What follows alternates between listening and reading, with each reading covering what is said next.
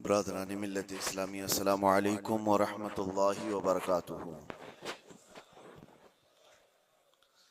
अल्हम्दुलिल्लाह अल्हम्दुलिल्लाहिल हन्नानिल मन्नान अल्लज़ी खलक़ल इंसान व अल्लमहुल बयान वस्सलातु वस्सलामु अला रसूलिही सय्यिदिल इंसी वल जान व अला आलिही व अस्हाबिही ज़विल खैरि वल इहसान अम्मा बअद।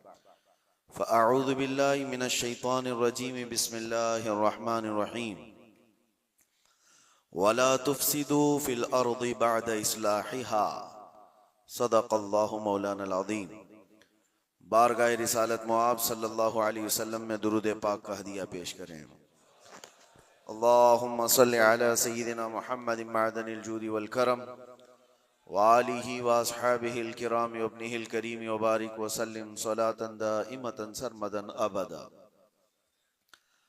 अल्लाह अज़्ज़ा व जल कुरान पाक में फरमाता है, जमीन की इस्लाह किए जाने के बाद इसमें फसाद मत मचाओ।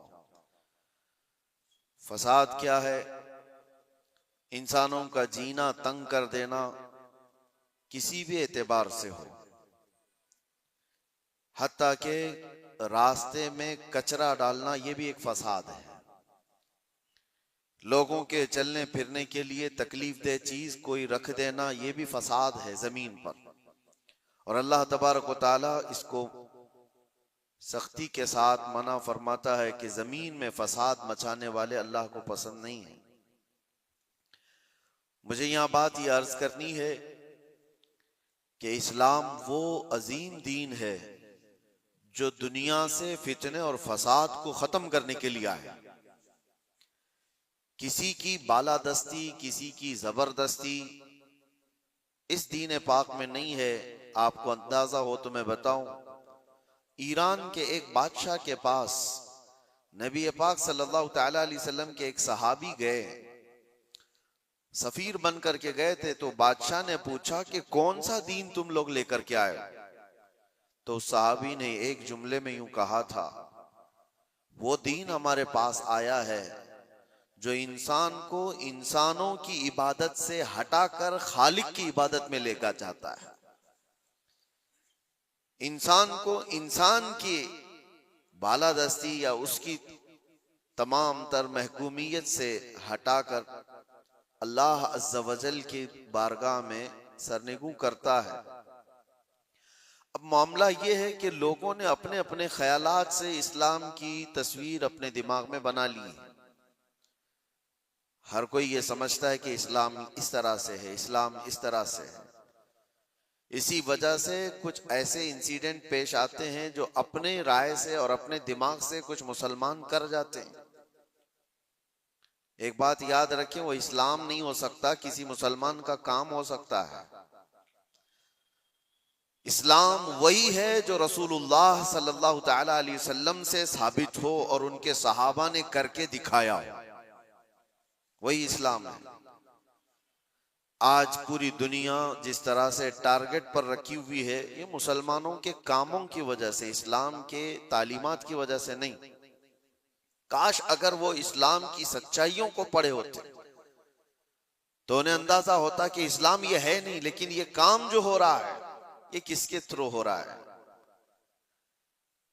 जो जुल्म, जो फसाद, जो फितना पूरी दुनिया में मचाया जा रहा है, अगर वो किसी व्यक्ति के जरिए से, किसी इंसान के जरिए से है तो ये उसका अमल है, उसके दीन का नहीं, क्योंकि वो दीन का ठेकेदार नहीं।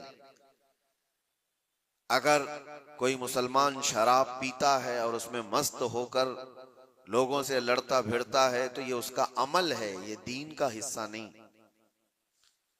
अगर कोई ताश के पत्तों पर बैठा पूरी पूरी रात गुजारता है तो ये उसकी बदकिरदारी है, उसके बदअखलाक है, इस्लाम का ये हिस्सा नहीं, इस्लाम ने उसे दिया ही नहीं है।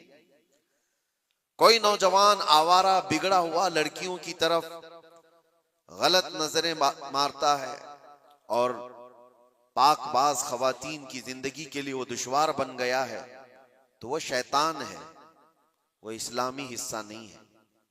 इस्लाम की तालीमात में ये नहीं है। रब तबारक व तआला ने जो दीन हमें अता फरमाया रसूलुल्लाह सल्लल्लाहु अलैहि वसल्लम के जरिए से, वो इतना पाक है, इतना पाक है कि इस पूरी कायनात में इस्लाम आया ही है फितना और फसाद और हर बुराई को खत्म करने के लिए। क्या वजह है कि जिस दौर में इस्लाम की तबलीग और इशाअत हो रही है मक्का मुकर्रमा में, कौन से लोग थे हुजूर पाक सल्लल्लाहु अलैहि वसल्लम के मुखातब? वहां पर कौन लोग थे? वही लोग तो थे जो शराब नोशी में फख्र करते थे, जुआबाजी उनका शियार था, औरतों को बाजारों में लाकर नीलाम कर देते थे, बच्चियां पैदा हो तो गर्दन मरोड़ कर दफन कर देते थे। ये वही लोग तो थे उस वक्त। लेकिन नबी मोहतरम सल्लल्लाहु ताला अलैहि वसल्लम की तबलीग और इशाअत के बाद एक एक बुराई का खात्मा हुआ या नहीं, पूरी तारीख इसकी गवाह है। एक एक बुराई खत्म होती चली गई। जिस मक्का में पैदा होने वाली बच्ची का गला घोंट करके दफन कर दिया जाता था, उसी मक्का से मेरे आका ऐलान फरमा रहे हैं औरतों के हुकूक के मुताल्लिक कि औरत अगर तुम्हारी एक बेटी हो, उसकी परवरिश करके तुमने सही जगह उसको शादी करके दे दिया, तो हुजूर फरमाते मेरी शफाअत उस पर वाजिब है, मैं उसे जन्नत में ले जाने की जमानत देता हूं। बेटी का हक ये बताया उसी मक्का मुकर्रमा में जहां लोग अपनी माँ और अपनी बहनों को बाजारों में नीलाम कर देते। मेरे आका सल्लल्लाहु अलैहि वसल्लम ने इस बुराई का खात्मा फरमाया। इरशाद क्या फरमाया कि अल जन्नतु तहत अक़दामिल उम्महात। तुम क्या समझते हो औरतें बाजारों की जीनत हैं? तुम्हारी अगर माँ है तो उसके कदमों में तुम्हारी जन्नत है, बहन है तो तुम्हारे हक में उसकी दुआएं कबूल है, बीवी है तो उसको एक लुकमा खिलाना सदके का सवाब है। औरतों के हुकूक बयान किए। जहां बच्चों पर जुल्म होता था, नबी मुहतशम सल्लल्लाहु ताला अलैहि वसल्लम ने उसको खत्म फरमाया। बूढ़ों के लिए, बेवाओं के लिए, बेवाओं को तो मुआशरे में रहने नहीं दिया जाता था, उनके लिए अलग बस्तियां हो जाती थी। शगुन अब शगुन ये भी हमारे इलाके में भी पाए जाते हैं सब चीजें। किसी औरत का शोहर मर जाए, सती की रस्म यहां पर भी हुआ करती थी, औरत को शोहर के साथ जला दिया जाता। मगर नबी करम सल्लल्लाहु ताला अलैहि वसल्लम ने बेवा औरत के हुकूक को सिर्फ बढ़ाया नहीं, आपने जितने निकाह फरमाए सिवाय उम्मुल मोमिनीन आयशा सिद्दीका के, ये सारी बीवियां आपकी बेवा ही हैं।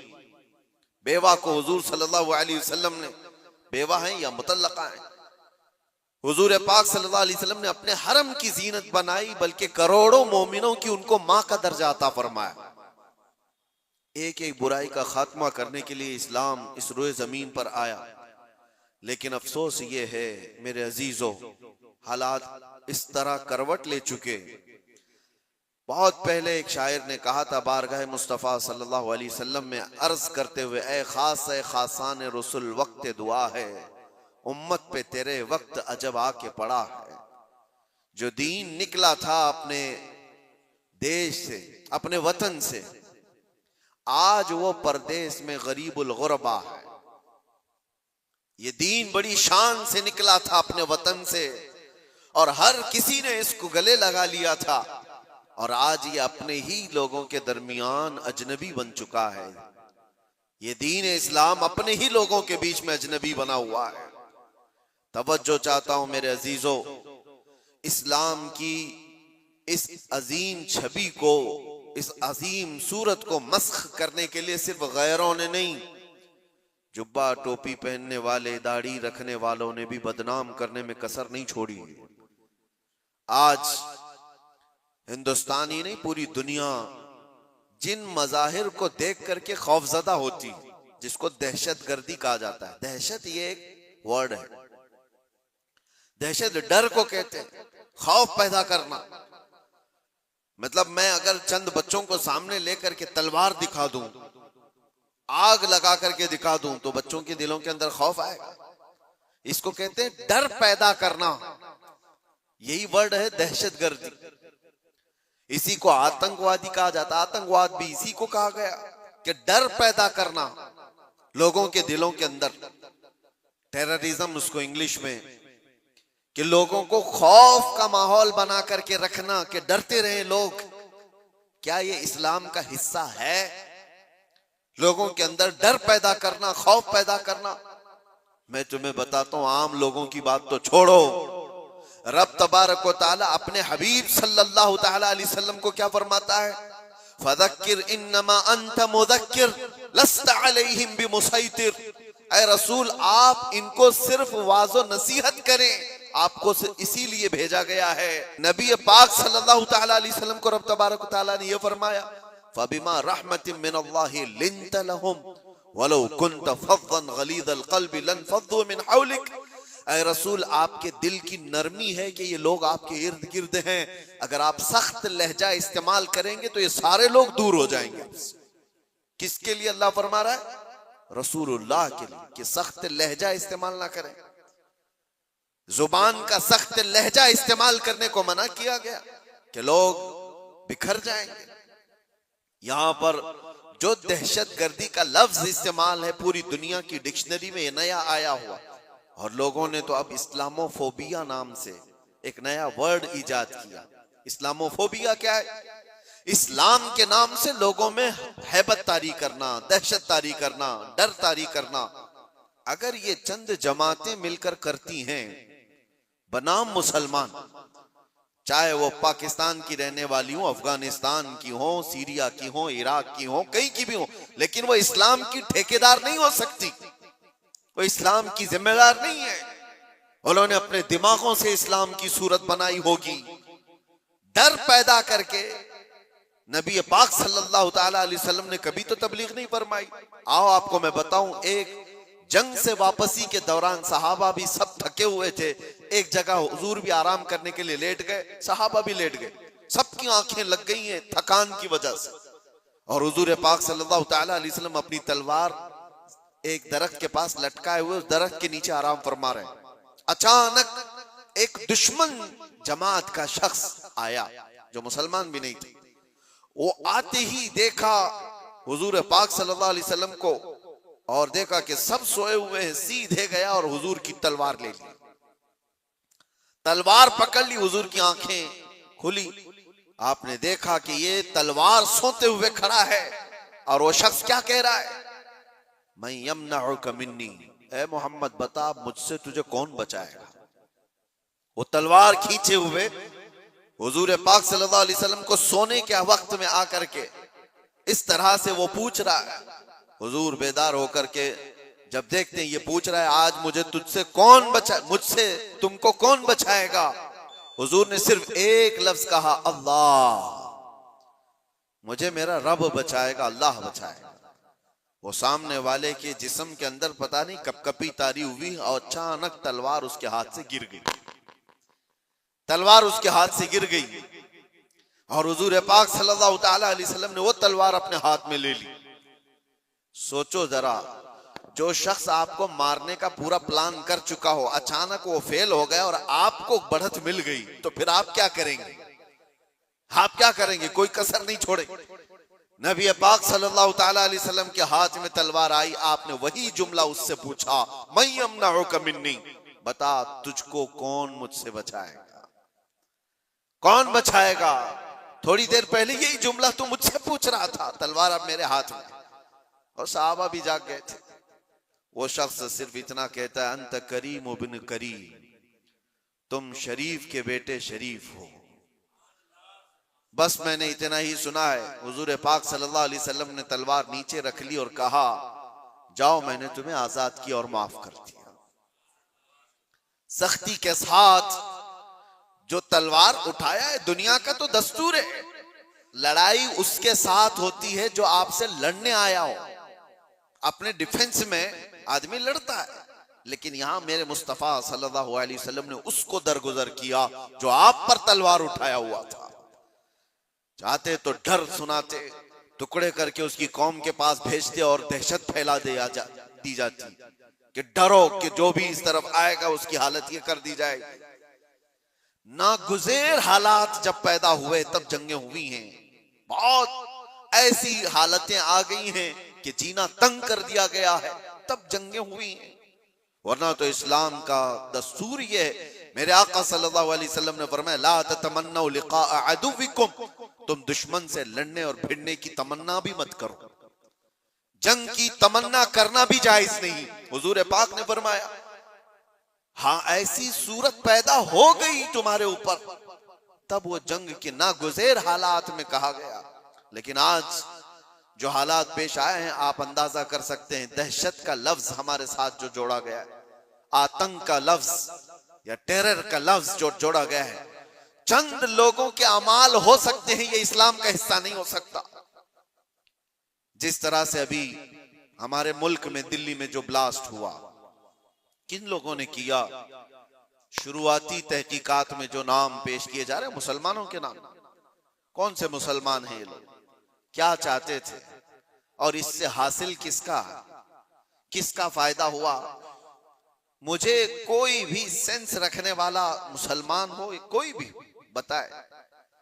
ये बात इसलिए मैं अर्ज कर रहा हूं कि आज बहुत सारे नौजवान जज्बाती हो गए और कुछ लोगों की वजह से, यानी कुफार और मुशरिकीन की तकालीफ की वजह से वो सोचते हैं ऐसे कदम उठा लेना चाहिए।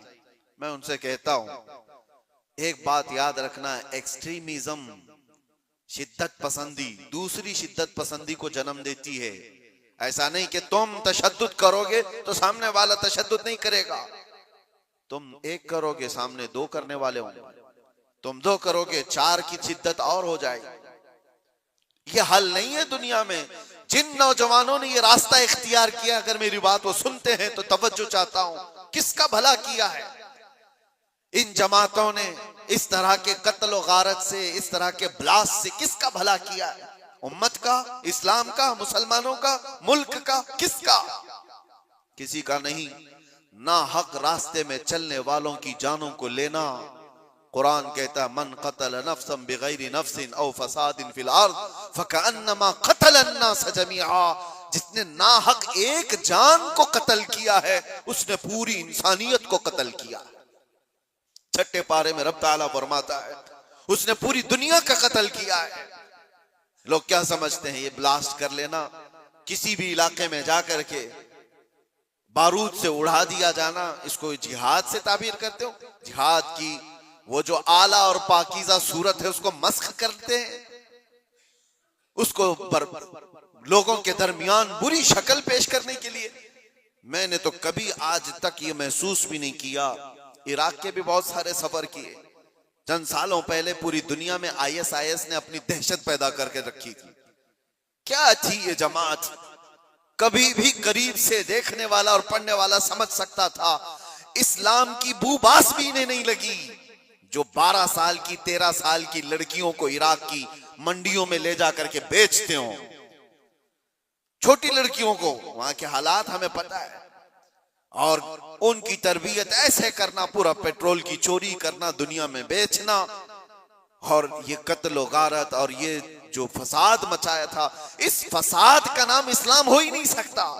और इसीलिए मैंने सबसे पहले आयत क्या पढ़ी, वला तुफसिदू फिल अर्दि बअद इस्लाहिहा। रब ताला फरमाता है, इस पूरी जमीन पर कहीं फसाद मत मचाओ इसकी इस्लाह किए जाने के बाद। अरे मियां, यहां कचरा डालने की इजाजत नहीं है, तुम खून बहाने की बात करते हो। हाँ, मोहम्मद अरबी सल्लल्लाहु तआला अलैहि वसल्लम का वफादार जो होगा, अरे शेर तो मैदानों में लड़े जाते हैं, मुकाबला होगा तो मैदानों में मुकाबला होता है। यूं नहीं होता कि नाहक कोई भी रास्ता चलने वाले की जान ले ली जाए और उसको कहा जाए कि ये जिहाद है, ये जंग है, ये बदला है, ये इंतकाम है। हरगिज नहीं। मैं सख्त मजम्मत करता हूं ऐसे तमाम गतिविधियों का। कोई भी नौजवान इस तरह की हरकतों में मुलव्विस होता है तो जानते हैं इसका नुकसान कितना लंबा होता है, कितना लंबा नुकसान होता है। उन जालिमों ने जो कुछ भी किया, चंद महीनों पहले कश्मीर में जो हुआ था, पहलगाम में चुन चुन करके जिन लोगों को मार दिया गया था, वो जो सैरो सियाहत के लिए गए थे, वो किसके दुश्मन थे? किसके दुश्मन थे? जिनको उन्होंने पकड़ पकड़ करके नाम पूछ करके मारा, वो किसके दुश्मन थे? क्या इस्लाम के दुश्मन थे, मुसलमानों के दुश्मन थे, या तुम्हारे कुरान हदीस किसी की दुश्मनी की थी जिनको पकड़ के मारा गया? क्या इस्लाम में इस बात की इजाजत है कि कहीं पर भी कोई घूमने आए और उसको मार दिया जाए? उन जालिम कुत्तों ने जिन लोगों को मारा, उसके बाद जो दहशत फैलाने की कोशिश की, उसका असर क्या होता है दुनिया में और दूसरी जगहों पर? गैर मुस्लिमों के पास यही मैसेज जाता है कि ये इस तरह तन्हा पाकर कहीं पे भी कत्ल कर सकते हैं। पूरे मुसलमानों को उन्होंने खतरे में डाला। आज जो हुआ इसका भी असर वही होगा जो 9/11 के बाद हुआ था। आपको पता है 2001 में अमेरिका के अंदर जो बिल्डिंगें गिरा दी गई थी जिसमें 3000 लोग करीब मारे गए थे, वर्ल्ड ट्रेड सेंटर पर जो हमले हुए थे, उसकी तहकीकात हुई। उसके बाद फिर कई सालों के बाद अफगानिस्तान से जिम्मेदारी कबूल की एक जमात ने कि इसको हमने किया, लेकिन उसका असर क्या हुआ जानते हैं? तकरीबन 11-12 साल तक उस शहर में ऐसे हालात हो गए थे कि मुसलमानों का जीना तंग हो गया। कोई देखना नहीं चाहता था किया किसने, लेकिन कसूर भर कौन रहा। इसलिए मेरे अजीजों, कोई एक नौजवान अगर ऐसी हरकत करता है, अभी जैसे तहकीकात में ये बात आती है कि ये डॉक्टर पेशे से ताल्लुक रखने वाले लोग थे, शुरुआती तहकीकात ये बता रही है कितना अजीम पेशा था जिसको इख्तियार किया गया। ये बातें मैं इसलिए कह रहा हूं कि बहुत सारी जगहों पर हो सकता है कि पॉलिटिकल बनाया गया हुआ कई जगहों पर होता है, लेकिन मैं ये जानता हूं ये चीजें जो ये हरकतें हुई हैं, रियल कुछ लोग इसमें मुलव्विस होते हैं, क्योंकि जेलों में मैंने देखा है पुलिस एटीएस सबको यूं ही उठा करके नहीं भर देती, इनके हालात होते हैं, हमने खुद देखा है, इनसे बात भी किया है। एक बात मैं आपको बता देता हूं, पुलिस से तो वो अपना जुर्म छुपा सकता है, कैदियों में आपस में तो अपना जुर्म बताता ही है क्या क्या किया था। हमें पता है क्या क्या प्लानिंग किए जाते थे। पहले हम भी यही समझते थे कि ये सारा का सारा फेक होता है, मुसलमानों को फंसाने के लिए किया जाता है। नहीं, सब फेक नहीं होता, कुछ मुलव्विस होते हैं, प्लानिंग में इस तरह के शरीक होते हैं। अब मैं नहीं जानता कि वो किस तरह के मुसलमान हैं जो इन चीजों में मुलव्विस हो जाते हैं, उनको कौन डाइवर्ट करता है, कौन फंडिंग करता है। ये सब हुकूमत के और डिपार्टमेंट के काम है कि इन लोगों को अमन को नुकसान पहुंचाने वाली ऐसी हर चीज को वो रोकें। इसका असर अब क्या होगा? क्या हमारे बच्चे जो डॉक्टर बनना चाहते हैं वो किसी भी कॉलेज या यूनिवर्सिटी में जाएं तो क्या उनको शक की नजर से नहीं देखा जाएगा? ये भी डॉक्टर बन करके कहीं ऐसा ब्लास्ट तो नहीं करना चाहता है? उन जालिम कुत्तों ने अपनी हरकतों से कितने बच्चों की जिंदगी को दांव पे लगाया है, और फायदा किसका किया है? किसका फायदा किया?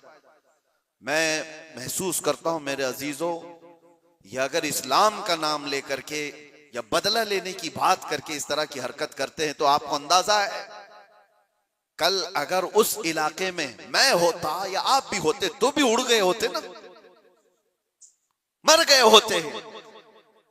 उन्होंने किसी को नहीं देखा है कि चलने वाला कौन है, क्या है। क्या यही इस्लामी जंगों का निजाम है? क्या ये रसूलुल्लाह सल्लल्लाहु तआला अलैहि वसल्लम की तालीमात का कोई एक हिस्सा है? सुनो, मेरे आका सल्लल्लाहु तआला अलैहि वसल्लम प्रॉपर जंग में भी जब भेजते थे तब भी सहाबा को फरमाते थे रास्ता चलते हुए कोई बैठा हुआ आदमी हो तो उसकी तरफ तलवार नहीं उठाना। मेरे आका सल्लल्लाहु अलैहि वसल्लम, ये तो जंग की हालत भी नहीं है अभी हमारी, कहीं जंग की हालत में है हम लोग? जंग की हालत में नहीं, प्रॉपर जंग जहां हो रही होती वहां के लिए भी मेरे आका फरमाते कि वहां के बूढ़ों के साथ कोई बदतमीजी ना हो, औरतों के साथ लड़ाई ना हो, हामिला औरत है तो उसको छुआ ना जाए, उनको कैदी नहीं बनाया जाए। और ये तो छोड़े, नबी पाक सल्लल्लाहु अलैहि वसल्लम अपने सहाबा को जब भेजते तो ये भी तालीम देते कि जिस इलाके में जा रहे हो उनकी जो भी इबादत गाह है, इबादत गाह को तोड़ फोड़ नहीं करोगे, वहां के दरख्तों के पत्ते नहीं उखाड़ोगे, जो तुमको मारने की कोशिश किया उसके साथ तुम्हारी लड़ाई होगी। ये निजाम था। और यहां बैठे बैठे किसी को उड़ा देना, इस्लाम से कोई, मेरी इन बातों को कुछ लोगों तक मुझे पता है पहुंचती होंगी और वो शिद्दत पसंदी में कहते हैं कि शायद ये भी यहाँ की मसलहत पसंदी और हिकमत पसंदी के एतबार से बात कर रहे होंगे। हमको ये सारी मसलहत पसंदी की जरूरत भी नहीं, हम किसी की जी हुजूरी करने के लिए बात नहीं कर रहे हैं, हम बात इसलिए कर रहे हैं कि मेरे दीन पर जब कभी धब्बा लगने की सूरत आए तो हम चीख करके बोलेंगे, चाहे वो हमारे अंदर मौजूद कोई मुनाफिक हो उसको भी पकड़ करके हम बेनकाब करेंगे कि इसका ताल्लुक मेरे मुस्तफा की जात से हो ही नहीं सकता। इसलिए हमें बोलना जरूरी है, चाहे वो इस्लामी नाम से कोई मुल्क भी हो, पाकिस्तान, अफगानिस्तान, इराक, शाम, कहीं पर भी पनपने वाले, हम सबसे पहले टटोल करके देखेंगे। तुम्हारे चेहरे को देखकर, तुम्हारी दाढ़ी को देखकर, तुम्हारे जुब्बे कुब्बे को देखकर, तुम्हारे निजाम हुकूमत को देखकर हम ये नहीं समझ लेंगे कि ये खलीफा आ गया है, ये इस्लाम का बोलबाला आ गया है। सबसे पहले हम टटोल करके देखेंगे कि इसकी सीरत सिद्दीक़ अकबर से मिलती है या नहीं, फारूक आजम से मिलती है या नहीं, उस्मान और अली से मिलती है या नहीं, इसकी तालीमात में मेरे मुस्तफा का इश्क झलकता है या नहीं। अगर नहीं झलकता, हम अपनी ठोकर पर उसको रखते हैं, चाहे वो कितनी ऊंची पगड़ी पहनता हो। हाँ, अगर मेरे मुस्तफा का वफादार है तो किसान का बच्चा भी हो तो हमारे सर का ताज। मेरे अजीजों, बस मैं ये बात इसलिए अर्ज कर रहा हूं कि लोगों ने जो शक्ल बिगाड़ने के लिए कोशिशें की हैं, आप सबकी भी जिम्मेदारी है। आप जानते हो, मैंने कैद की हालत में देखा था कुछ वो लोग जो सिर्फ और सिर्फ सोशल मीडिया पर ऐसे एक्टिव थे कि उनको सारी खबरें मालूम थी, कहां क्या क्या हो रहा है। मतलब दूसरे मुल्कों में जो ये टेरर एक्टिविटीज हो रही हैं, सारी चीजें, और वो बंद भी हैं, कैद भी हैं, बहुत सारे ऐसी सारी चीजें मैंने देखा। तो इन चीजों में तुम्हें किसने हुक्म दिया है? अल्लाह ने, रसूलुल्लाह ने, कि तुम ये सारी चीजें करते रहो। नौजवानों, सोशल मीडिया तुम्हारे हाथ में है तो इसका इस्तेमाल भी सही अंदाज से करो, सही तरीकों से करो। जबरदस्ती ऐसे स्टेटस लगाना जो किसी दूसरे के अंदर दहशत पैदा करे, डर का माहौल पैदा करे, हराम है। एक स्टेटस की बात कर रहा हूं। तुम अगर अपनी जात से लोगों को डराते हो तो ये हराम काम कर रहे हो। वजह यह है कि लोग सिर्फ और सिर्फ तुमसे नहीं डरेंगे, पूरे इस्लाम से वो डरने लग जाएंगे, वो मोहम्मद अरबी सल्लल्लाहु तआला अलैहि वसल्लम की तालीमात से डरने लग जाएंगे। माहौल तो ये पैदा करो कि लोगों ने प्रोपेगेंडा फैलाया था मदीने में, कुफार और मुशरिकीन ने, कि मुसलमान ऐसे होते हैं, वैसे होते हैं। एक औरत आई अबू बकर सिद्दीक रज़ियल्लाहु ताला अन्हु के पास, यहूदी औरत, कहा मुझे बहुत डर लगता है। डर किसने पैदा किया था? मुसलमानों ने नहीं, कुफार और मुशरिकीन ने प्रोपेगेंडा फैलाया था।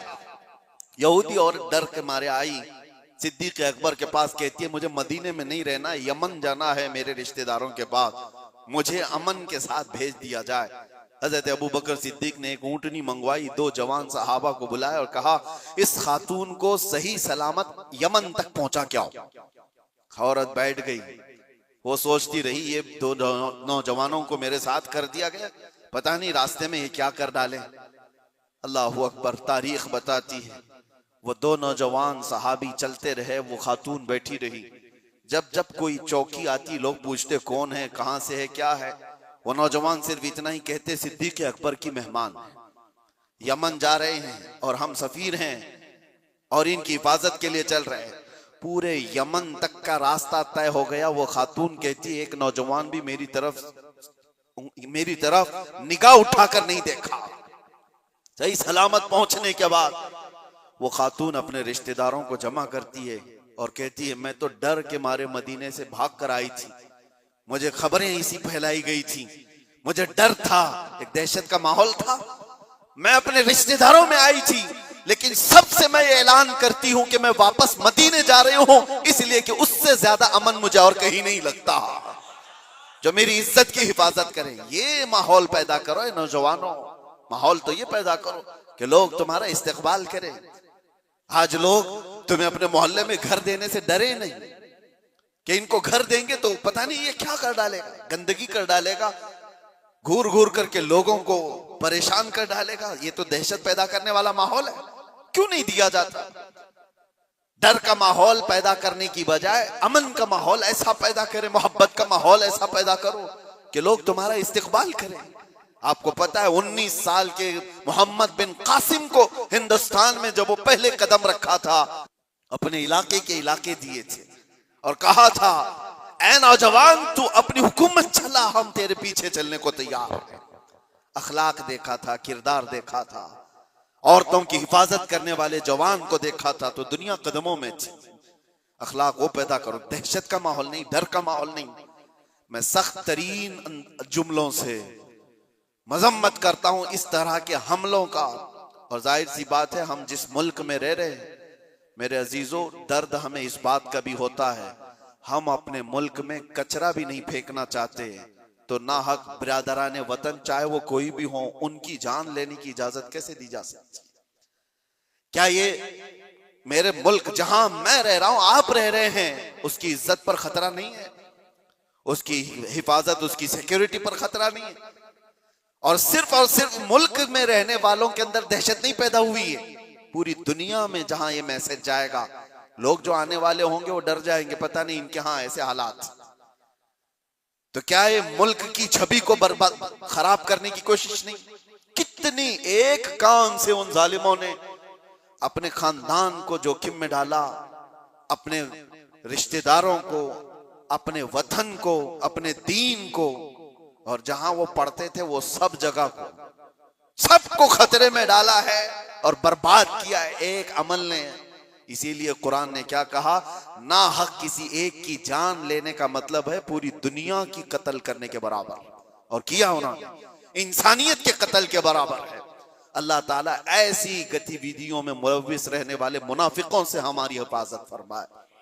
मैं दुआ करता हूं और गुजारिश भी यही करता हूं हर नौजवान को कि इस तरह मैं दरमियानी रास्ता इख्तियार करूं, मुदाहनत भी नहीं कि दीन को छोड़ करके चापलूसी करने के लिए कुछ लोगों की तलवार चाटने के काम किया जाए, उनको राजी करने के काम किया जाए, मैं इस बात का कायल नहीं हूं। लेकिन यह बात भी जरूर कहूंगा कि ऐसे शिद्दत पसंद कोई तहरीक हो, कोई तंजीम हो, कोई ऐसी गतिविधियां हो रही हो, उनसे तुम्हारा कोई ताल्लुक ना रहे, उनके दरमियान। हाँ, आपको अपने नबी पाक की मोहब्बत पर भरोसा है या नहीं? मेरे नबी पाक सल्लल्लाहु अलैहि वसल्लम से जो इश्क है, मुझे कामिल भरोसा है, मैं तन्हा भी मैदान में रहूंगा, मेरे नबी की मदद आएगी, रब तबारक तआला की मदद होगी। जब हमें ये यकीन है अल्लाह हमारे साथ है, रसूलुल्लाह की मोहब्बत हमारे साथ है, हमारा चलना फिरना ही रास्ते में काफी हो जाया करता है। इसीलिए मेरे अजीजों, मोहब्बत रसूल पर भरोसा रखो, अल्लाह की जात पर यकीन रखो, हालात यूं ही अच्छे हो जाएंगे।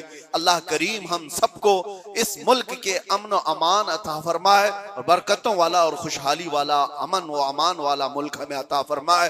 जालिमों के जुल्म से और नजर बद से अल्लाह ताला हम सब की हिफाजत फरमाए, और मोमिनीन के दरमियान, हमारी जमात के दरमियान जो छुपे हुए गद्दार मुनाफिकीन हैं, अल्लाह तबारक व तआला उनको बेनकाब फरमाए और उनको कैफरे किरदार तक पहुंचाए। व आखिरु दावाना अनिल हम्दुलिल्लाहि रब्बिल आलमीन। अस्सलामु अलैकुम।